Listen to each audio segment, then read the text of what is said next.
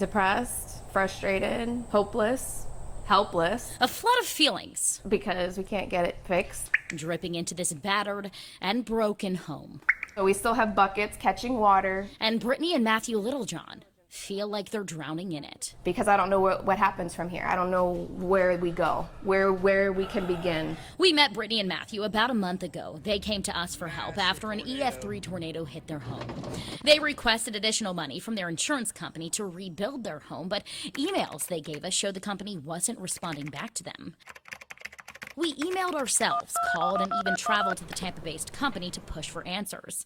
The Littlejohns then finally got $200,000 more than what they originally were given, and the go-ahead to start rebuilding. But that was 2 months after they submitted the proper paperwork to their adjuster, and time still is running out. It's like, we have no choice, unfortunately.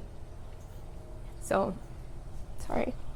We're hearing these stories all the time of people who just feel completely ignored by their insurance companies. West Palm Beach insurance attorney Aaron Bass isn't affiliated with their case, but says when the Littlejohns submitted their private engineer's report asking for more money, it's called a supplemental claim. When that happens, he says, under Florida law, insurance companies do have another 60 days to investigate. And Bass says in dozens of cases he's seen, companies will take every bit of those 60 days, whether they need it or not. Insurance companies do not make money from your premium dollars. They make money by taking your premium dollars and investing it. The longer they hold on to those dollars, the more money they make. The longer they can stretch these things out, even litigation, that's their tactic so that people just give up. A family like this, what options do they have?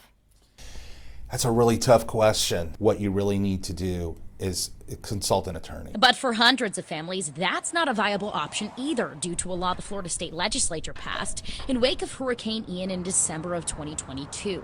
It is a lose-lose for the consumer. For years, Florida statutes allowed insured policyholders to sue and get reimbursed for attorney fees from their insurer if they won any amount in a lawsuit. Yet Senate Bill 2A eliminated the right to get reimbursed for attorney fees, forcing policyholders to foot the bill, no matter the outcome in court. They're never going to have enough money to pay for their house if they have to pay the lawyer on a contingency fee a percentage of what the lawyer secures for them. There's no penalty for an insurance company to starve you out. But the legislation was an initiative that we had seen abuse in. I sat down with Chief Financial Officer Jimmy Petronis to address these concerns. He tells me Senate Bill 2A was enacted because of a loophole he says some firms took advantage of, allowing one firm to sue Citizens Insurance over 5,000 times in a 7-year period, charging what he says were outlandish fees. And lawmakers at the time they enacted this bill said if action wasn't taken, policyholders wouldn't be able to find coverage at all. There was about 25 firms that were ruining it for everybody in the state. Bass agrees that was a problem at the time. There were some attorneys who were claiming absolutely ludicrous fees. Because they found a loophole, they were exploited. So the one way you closed it was with the one-way attorney's fees. There was an issue when that legislation was enacted. There were attorneys overcharging. Yeah. Do you think it's possible to find a middle ground? Possibly. You know, me personally, I think there's room for improvement on both sides.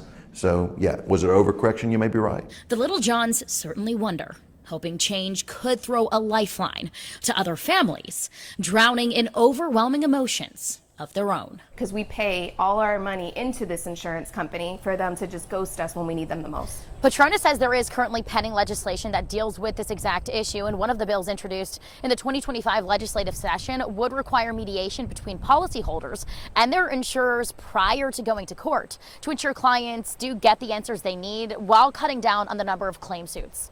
Reporting from Fort Pierce, I'm Kate Hussey, WPTV News.